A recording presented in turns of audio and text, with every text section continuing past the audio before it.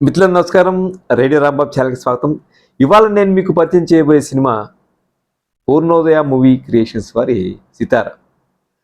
సితార ఎందుకు ఎంచుకున్నానంటే ఒకటేంటంటే అది ఏప్రిల్ 12, 1984 విడుదలైంది. సో 40 ఏళ్ల వెనక్కి వెళ్ళినటువంటి జ్ఞాపకాలన్నీ గుర్తు చేస్తుంది. దాంతోపాటుగా నేను ఎంఎస్సీ చేశాను ఆ సమయంలో 82, 84 సంవత్సరాల మధ్య తిరుపతిలో.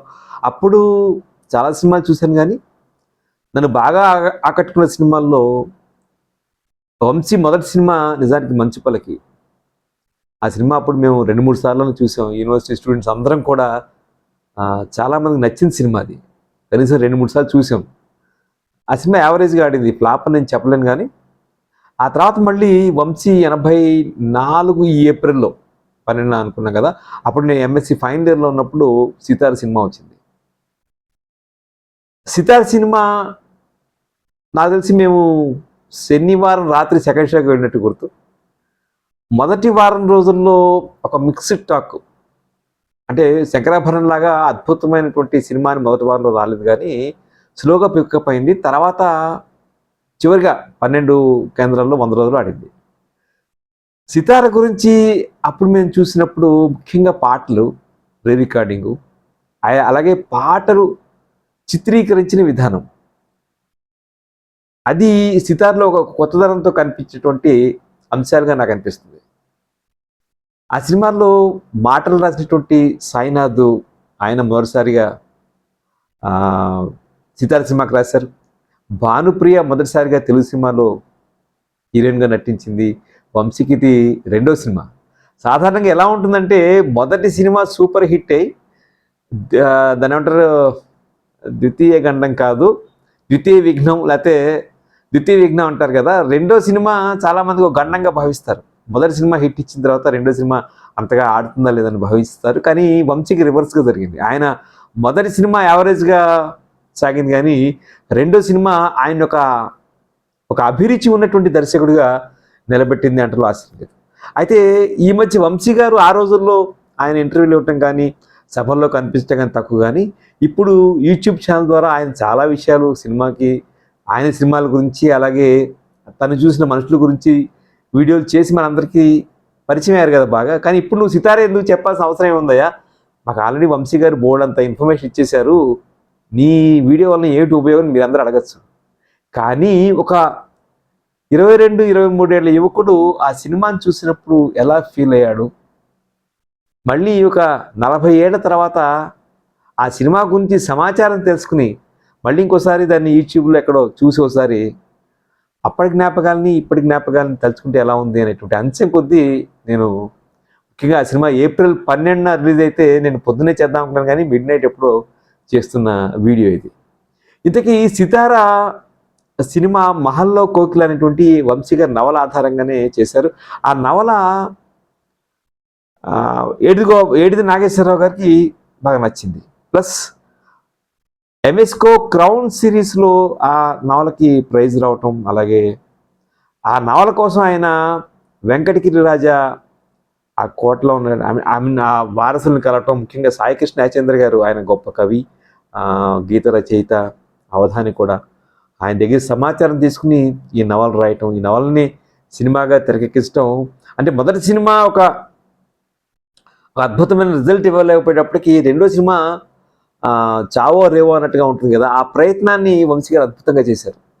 ఈ సినిమా ముఖ్యంగా గోదావరి నదీ తీరాన, గోదావరి అందరూ ఆయన ఎట్లయితే కథల్లో వర్ణిస్తారో గోదావరిని చాలా వరకు ఉపయోగించుకుంటారు. కొంత వెంకటగిరి సంస్థానం ఆ కోట కనిపిస్తుంది.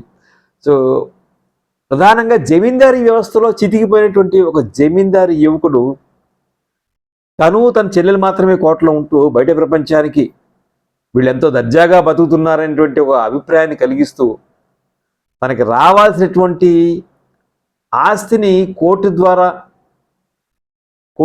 గెలిచి సాధించాల్సిన పరిస్థితిలో ఉండేటువంటి ఆ మానసిక స్థితి అతనిది. బయట ప్రపంచమే తెలియని అతని చెల్లెలు. సింబాలిక్గా ఆ ఇంట్లో అంతా చిలకల పంజరాలు పెట్టడం, ఆ చిలకలన్నీ కూడా మాట్లాడటం, ఇవన్నీ ఒక మానసిక స్థితిని వంశీ అద్భుతంగా తక్కువ డైలాగ్స్తో ఎంవి రఘు అద్భుతమండి. ఎంవి రఘు అంతకుముందు మగమహారాజ్ చిత్రానికి చేశారు, ఆయన మళ్ళీ వంశీ చిత్రానికి చేశారు. సో రఘు గారు మించుమించుగా ఆయన కూడా ఆ, కొత్త కెమెరామెన్ కింద లెక్క. వీళ్ళిద్దరు ఇద్దరు యువకులే, ఇద్దరు కాంబినేషన్తో వచ్చింది. సో ఇళయరాజా గారికి వంశీ అంటే అప్పటికే బాగా ఇష్టం. వంశీ ఆయన మొత్తం సినిమా షూటింగ్ చేసేసి, అంటే డైలాగ్ ఎడిటెడ్ వెర్షన్ మాత్రమే స్క్రీన్ చేసి చూస్తున్నప్పుడు ఏడి నాగేశ్వరరావు గారు కొంత డిసప్పాయింట్ అయ్యారని ఆయన చెప్పారు. వంశీ గారు ఆయన నీరసపడేటప్పటికి వంశీ గారు నీరసపడి ఎట్లారా బాబు అనుకున్నప్పుడు తర్వాత ఆయన ఏడి నాగేశ్వరరావు గారికి ఒక భయం, రెండు భయాలంట. ఒకటేమో డబ్బులు పెడతాం, ఆ డబ్బులు వస్తా లేదో ఒకటి. సాగర సంగమం, శంకరాభరణం ఇట్లాంటి సినిమాలు తీసినటువంటి సంస్థ ఈ సినిమా తీసింది, పరుగు పోతుంది అంటే భయం. అలాంటి సందర్భంలో ఇళయరాజా గారు ఒక అద్భుతమైనటువంటి కితాబ్ ఇచ్చారు. వంశీని డబుల్ పాజిటివ్ చాలా అద్భుతంగా ఉంది. అంటే ఒక మ్యూజిక్ కంపోజర్కి రికార్డింగ్ ఛాలెంజ్ అనేది ఎలా ఉంటుందనేది నువ్వు నాకు ఇచ్చావు, ఆ ఛాలెంజ్ని నేను తీసుకుంటున్నాను అన్నట్టుగా చెప్పారు. అప్పుడు అందరికీ ఒక ధైర్యం వచ్చింది, అమ్మయ్య ఇళయరాజా గారు నార్మల్గా మాట్లాడరు, అట్లాంటి మనిషే ఒక అద్భుతమైనటువంటి సినిమా నువ్వు తీసావు, దీన్ని నేను ఇంకా ఎలివేట్ చేస్తాను రికార్డింగ్ తోటి అని చెప్పేటప్పటికీ అందరూ ఊపిరి పీల్చుకున్నారని చెప్పి వంశీ గారు చెప్తారు. అందుకే ఆయన ఇళయరాజా లేకపోతే ఈ సినిమా లేదు, ఈ సినిమా లేకపోతే వంశీ లేడు అని చెప్పి చెప్తారు. అలాగే ఈ సినిమా చెప్పాను కదా 12 సెంటర్లో ఆడిందని చెప్పి, భానుప్రియని ఎంపిక అందరూ వాళ్ళు క్యాస్ట్ అంతా, నటినట్లంతా ఫైనలైజ్ అయిపోయిన తర్వాత హీరోయిన్ దగ్గరే వాళ్ళు మల్లగులాలు పడుతుంటే, భారతీరాజా తీసినటువంటి ఒక తమిళ సినిమా ఏడు శ్రీరామ్ గారు అలాగే వంశీ గారు కలిసి చూడటం, ఆ హీరోయిన్ నచ్చి నెక్స్ట్ డే ఆ హీరోయిన్ సంప్రదించే ప్రయత్నం చేయటం, ఆ అమ్మాయి తెలుగు అమ్మాయి అని తేలటం, సో ఇంకా సంతోషం అనిపించి అలా భానుప్రియని ఎంపిక చేయడం. ముఖ్యంగా అందులో భానుప్రియ గారిని వంశీ చూపించినంత అందంగా, అలాగే కళ్ళ ద్వారా ఒక కళ్ళల్లో మెరుపుని చూపిస్తాడు వంశీ. భానుప్రియ కళ్ళలో నాకన్నా బాగా చూపించాడు, నాకు చాలా అసూయగా ఉందని చెప్పని భారతీరాజు గారు అన్నట్టు ఒక సందర్భంలో. అంటే ఈ కురవాడు అంత అద్భుతంగా తీశాడు, ఆ హీరోయిన్ని ఎలా ఎక్స్ప్రెషన్ ద్వారా చూపించడం అనేది అని చెప్తారనమాట. సరే శరత్ బాబు పాత్ర, అంటే శరత్ బాబు పూర్వోదయ మూవీ క్రియేషన్స్ చాలా సినిమాల్లో ఉంటారు ఆయన.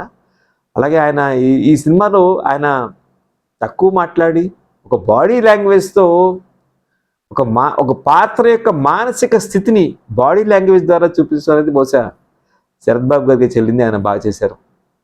సౌమ్యాద్రి గారు చిన్న పాత్రగానే ఒక దర్శకుడి పాత్రలో పెట్టాం. అలాగే సుధాకరును ఏడి శ్రీరామ్ కూడా ఉన్నారు ఇందులో.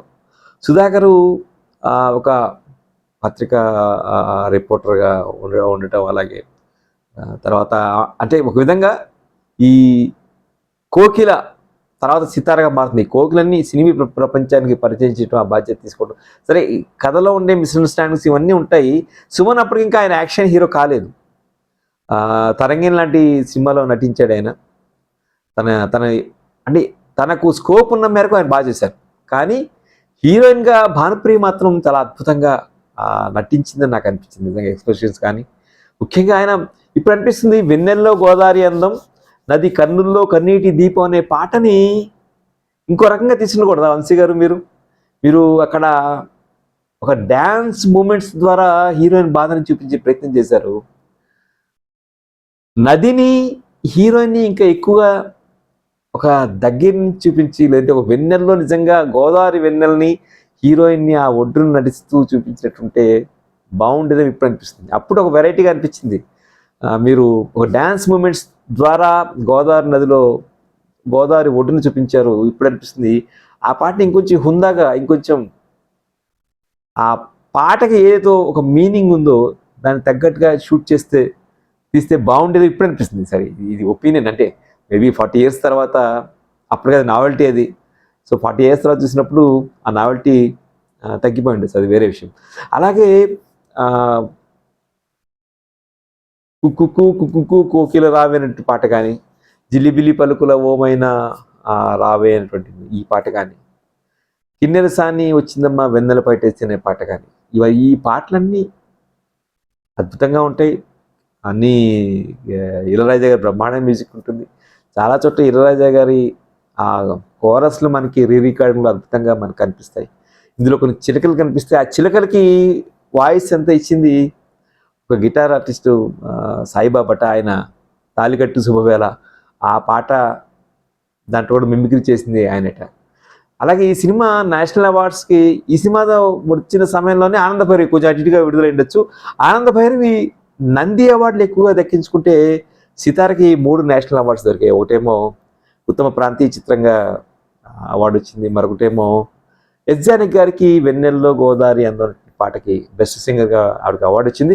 ఆవిడ నేషనల్ అవార్డ్స్ అలా తీసుకున్నారు, కానీ నాకు తెలిసి తెలుగుకి ఇది ఒక్కసారి తీసుకున్నట్టున్నారు. అనిల్ మల్నాడ్ తను ఎడిటరు, ఈ సినిమా ఎడిటర్గా అతనికి మంచి పేరు వచ్చింది, ఆ అవార్డు తీస్తారు. ఇలా సాయినాథ్ అనేటువంటి దర్శకుడిని పరిచయం, సాయినాథ్ అనేటువంటి మాటల రచయితని ఈ సినిమా ద్వారా పరిచయం చేశాను చెప్పాను కదా. ఇట్లా సితార నిజంగా చెప్పాలంటే అప్పట్లో ఆ రోజుల్లో ఒక సెన్సేషను, లేదంటే చాలామంది ఇతర యాక్టర్లు ఈ ఈ ఈ ఈ రకమైన కథా సంవిధానం అంతగా లేదేమో, కానీ ఒక్కటి నాకు అనిపించింది, ఇంచుమించు సీతామహాలక్ష్మి కథ కూడా ఇలాగే ఉంటుంది. సీతామహాలక్ష్మి కథ కూడా ఒక పల్లెటూరు అమ్మాయి సినిమా యాక్టర్ అవటం అనేటువంటి కథే కదా, కానీ ఇక్కడ కొంచెం తేడా ఉంటుంది.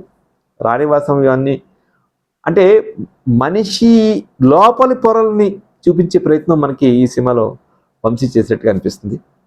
అందుకని హడావుడిగా చేసిన ఏప్రిల్ 12 రిలీజ్ అవ్వటం వలన ఒకసారి ఆ జ్ఞాపకాలు గుర్తు చేసుకోవాలనిపించింది. తప్పకుండా ఇంకోసారి మంచిపల్లకి ఆ రోజుల్లో యూనివర్సిటీ స్టూడెంట్స్ని అందరినీ కూడా ఎలా ఆకట్టుకుందో ఒకసారి ఆ సినిమా చూసి మళ్ళీ ఆ వీడియో ద్వారా మిమ్మల్ని కలుస్తాను. ఈ వీడియో మీకు నచ్చినట్లయితే లైక్ చేయండి, షేర్ చేయండి. రేడియో రాంబాబు ఛానల్కి తప్పకుండా సబ్స్క్రైబ్ చేయండి. థ్యాంక్ యూ, నమస్తే.